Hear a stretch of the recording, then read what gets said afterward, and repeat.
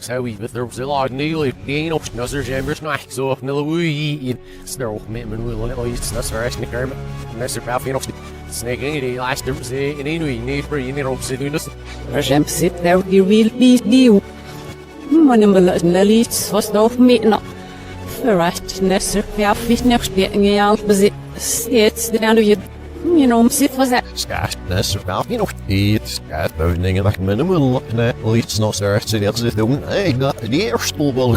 Eigenlijk ze was het echt zo. U.S. imposes new tariffs on steel and aluminum imports.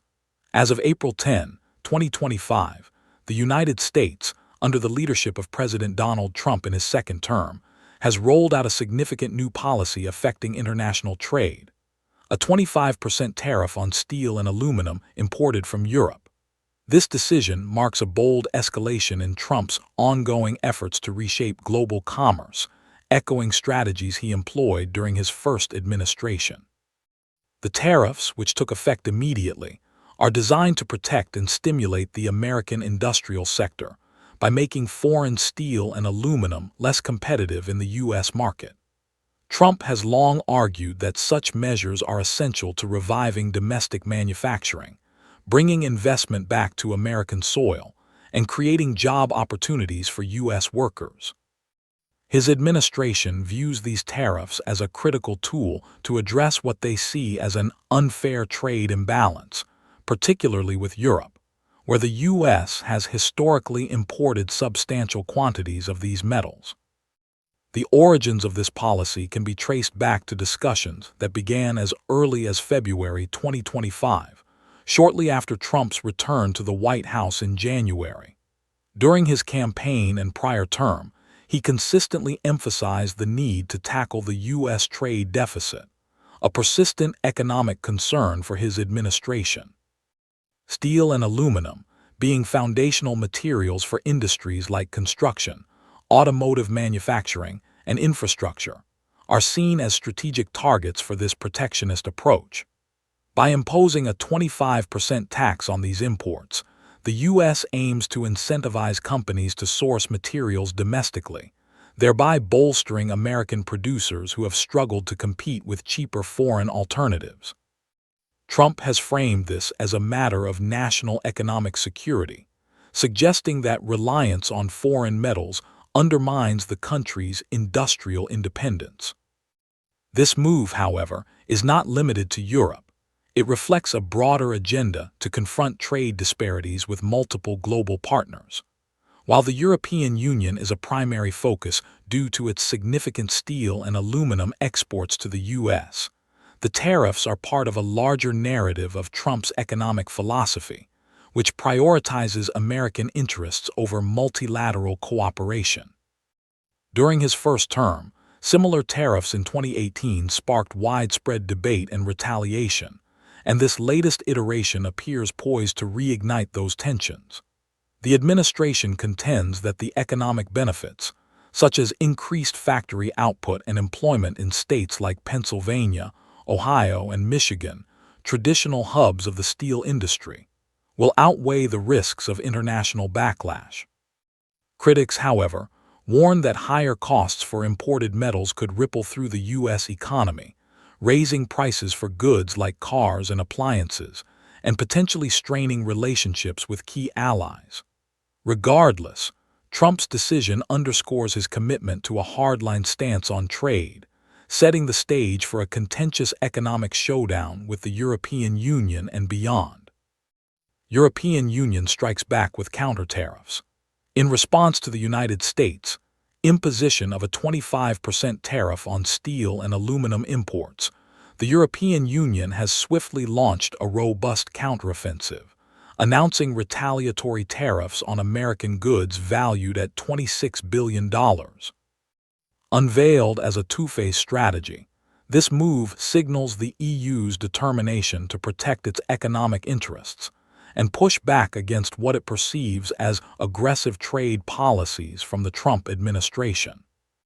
The first phase, set to begin on April 1, 2025, targets $8 billion worth of quintessentially American products, including Bourbon whiskey, denim jeans, and Harley-Davidson motorcycles. items chosen not just for their economic value, but also for their cultural significance in the U.S. This initial package builds on a playbook the EU developed during Trump's first term, when similar trade disputes flared up. And it can be implemented swiftly, because it falls under the authority of the European Commission, bypassing the need for approval from individual member states. The second phase, slated for April 13, 2025, pending a qualified majority vote from EU nations, is far more expansive, aiming at $18 billion in U.S. exports. This broader retaliation hits a diverse array of products, from agricultural goods like meat, poultry, fruits, and vegetables to industrial items such as heavy machinery, snow plows, and even household appliances. The list also includes quirky additions like chewing gum, nicotine patches, and women's dressing gowns, alongside outdoor gear and workshop tools. The EU has carefully curated these targets to maximize political pressure, particularly in Republican-dominated regions of the U.S., where lawmakers might feel the economic pinch and lobby Trump to reconsider his tariff stance. This strategic selection reflects a blend of economic calculus and political gamesmanship, with EU trade officials reportedly relishing the challenge of crafting a list that hits hard while aligning with the value of trade disrupted by the U.S. tariffs. The EU's response is rooted in a history of tit-for-tat trade battles with the U.S., notably in 2018 and 2020, when it rolled out rebalancing measures to offset American tariffs on European metals. Those earlier efforts were partially suspended, but the current escalation revives and amplifies them, marking the first time these countermeasures will be fully enforced. Brussels had been preparing for this moment since Trump's re-election, anticipating a return to his protectionist policies. The two-phase approach allows the EU to calibrate its retaliation, starting with a swift, symbolic jab in April, followed by a heavier blow if tensions persist. While the EU insists it remains open to dialogue, as stated by European Commission President Ursula von der Leyen, this retaliation underscores a shift toward a more confrontational stance, setting the stage for a high-stakes economic standoff with Washington that could reverberate across global markets. Trade tensions boil over between the U.S. and EU. The introduction of a 25% tariff by the United States on European steel and aluminum has ignited a firestorm of economic friction, pushing the relationship between Washington and Brussels into uncharted territory as of April 10, 2025. This latest salvo in an ongoing trade war marks a significant escalation, driven not only by competing economic interests, but also by broader geopolitical rifts. The disagreement over Russia's war in Ukraine has strained transatlantic unity, with the U.S. and EU diverging on how to address European security and the broader implications of the conflict. Trump's decision to slap tariffs on key European exports reflects his administration's broader push to prioritize American industry, but it has collided head-on with the EU's determination to defend its own economic sovereignty, amplifying tensions to a level not seen in years. At the heart of this clash is a fundamental shift in how the two powers view their partnership. For the U.S., under Trump's second term, the tariffs are a tool to correct what he sees as an exploitative trade dynamic, where Europe benefits from access to American markets while offering little in return on security or defense commitments. Trump has long criticized the EU as a bloc designed to siphon economic advantages from the U.S., a belief that fueled his support for Brexit and his skepticism of multilateral institutions. This perspective contrasts sharply with the EU's stance, which frames the U.S. tariffs as an unjust attack on a vital trading relationship, one that supports millions of jobs on both sides of the Atlantic. The EU's swift retaliatory measures, targeting billions in American goods, underscore its refusal to absorb the economic hit without a fight, turning a policy dispute into a full-blown showdown. The fallout from this trade spat threatens to ripple far beyond steel and aluminum, exposing deeper fault lines in transatlantic cooperation. Economic interdependence, evident in shared supply chains for industries like automotive and manufacturing, complicates the conflict, as tariffs risk disrupting the flow of goods and raising costs for consumers and businesses alike. Meanwhile, political disagreements over NATO funding, European defense spending, and responses to global crises like Ukraine add fuel to the fire, eroding the trust that once underpinned U.S. EU relations. Trump's transactional approach, viewing European nations as rivals rather than allies, challenges the EU's vision of a rules-based global trade system, potentially destabilizing institutions like the World Trade Organization. As both sides dig in, the escalating tensions raise critical questions about whether this economic brinkmanship will yield a clear victor or simply sow chaos in an already fragile global economy, testing the resilience of a partnership that has long been a cornerstone of Western stability. Straining the transatlantic bond. The trade dispute sparked by the United States, 25% tariffs on European steel and aluminum, effective April 10, 2025, has cast a long shadow over the relationship between the U.S. and the European Union, threatening to unravel decades of economic and political cooperation.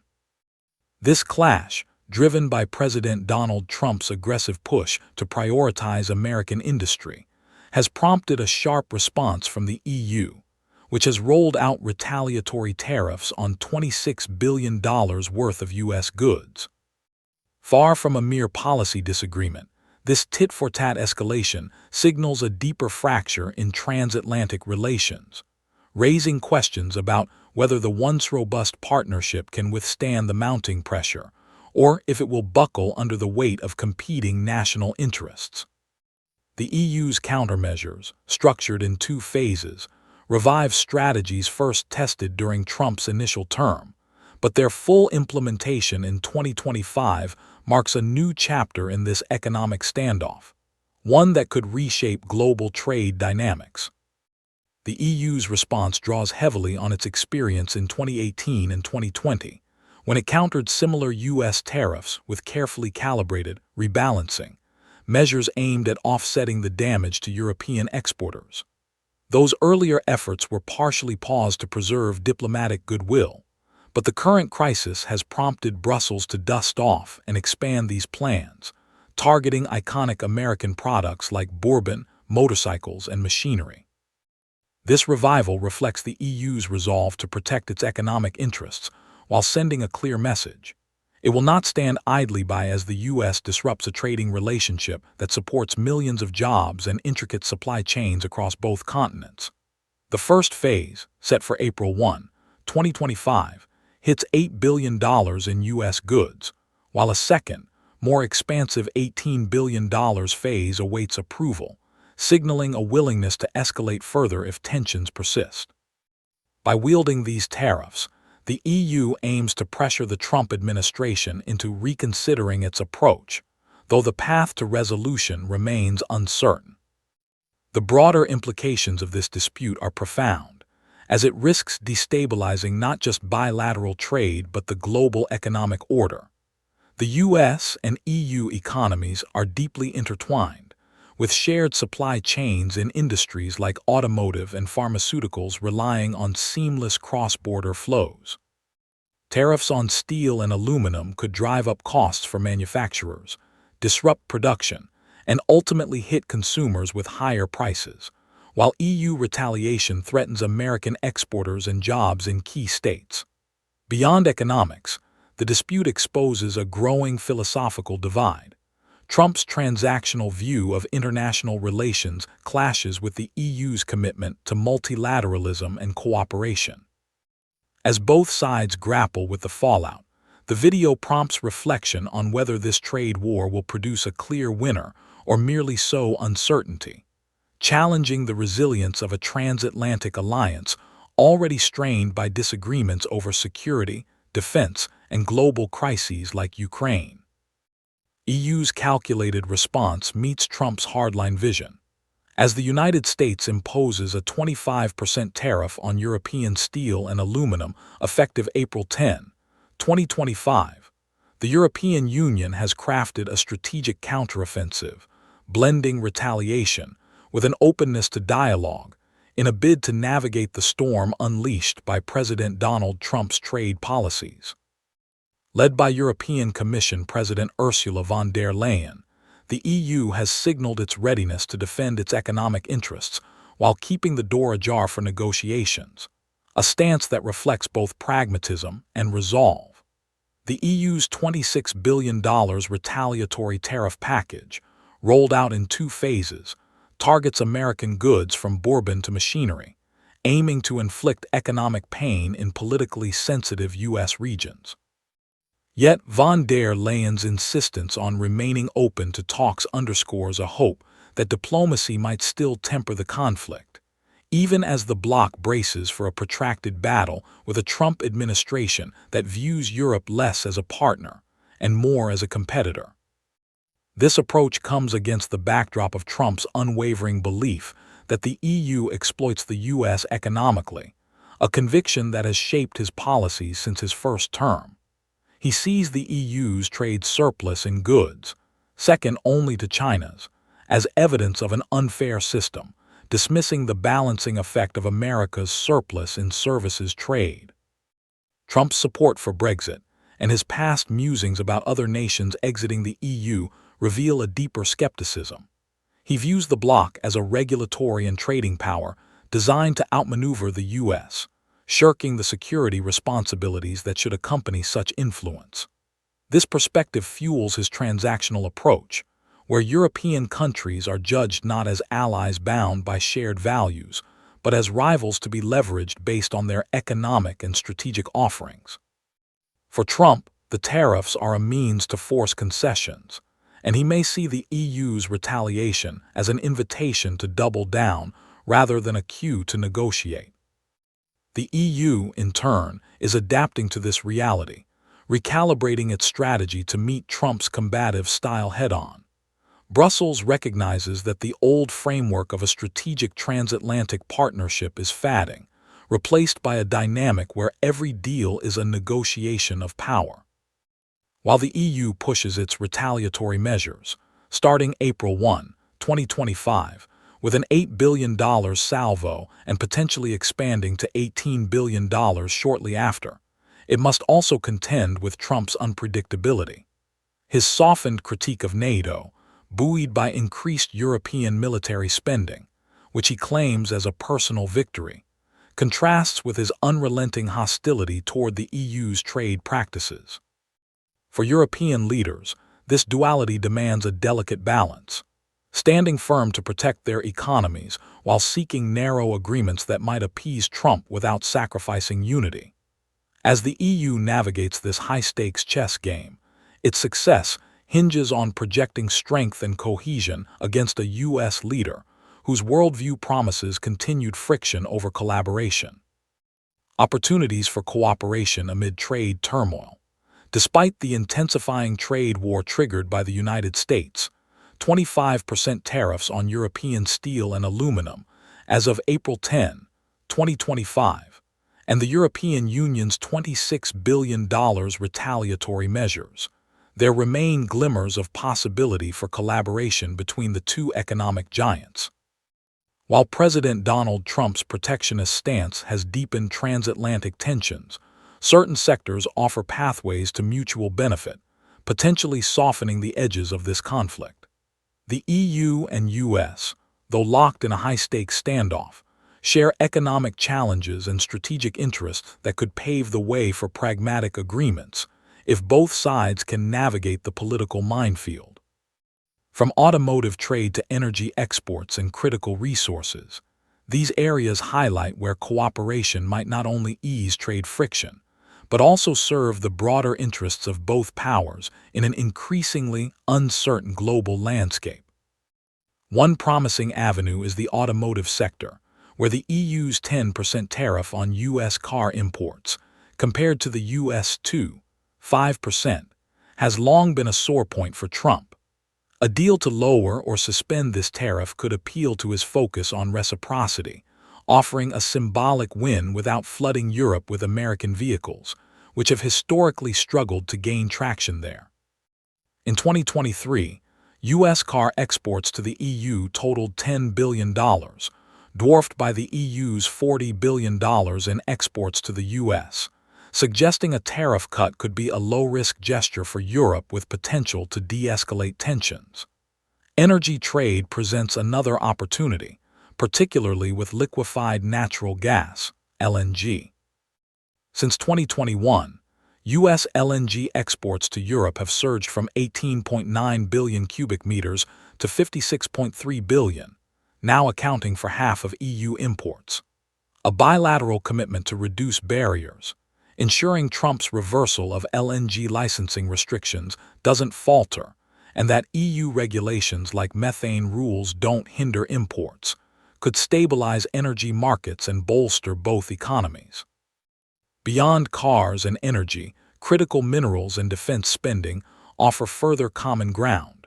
Both the U.S. and EU rely heavily on imports, especially from China, for minerals vital to technology and manufacturing.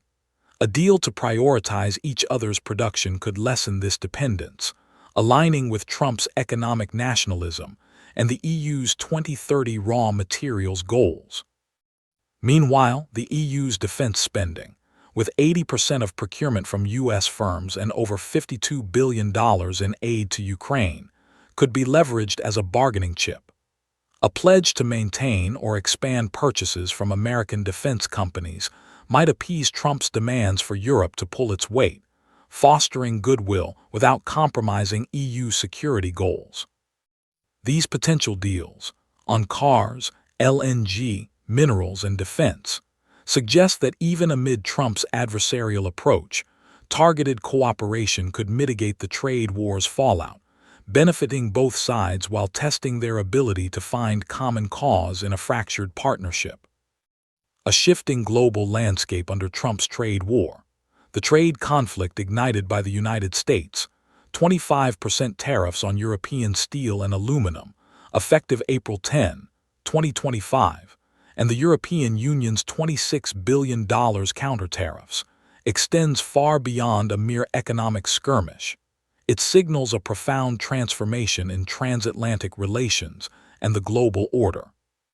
President Donald Trump's return to power has unleashed a wave of policies that challenge the foundations of multilateral trade and European unity, reflecting his belief that international alliances should bend to American interests.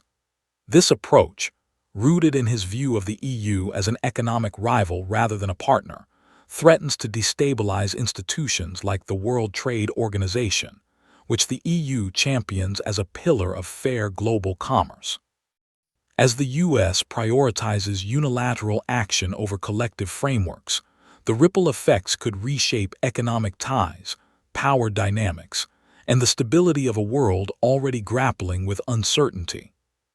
For the EU, Trump's tactics pose an existential test.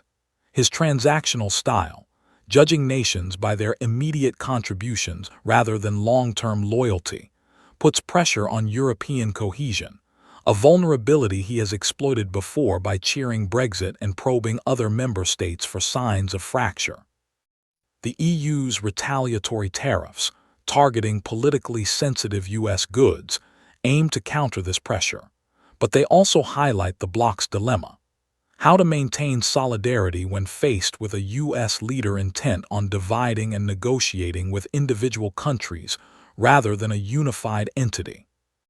Trump's softened stance on NATO, buoyed by Europe's increased defense spending, contrasts with his unrelenting critique of the EU's trade surplus, suggesting he sees value in security contributions but not in economic interdependence.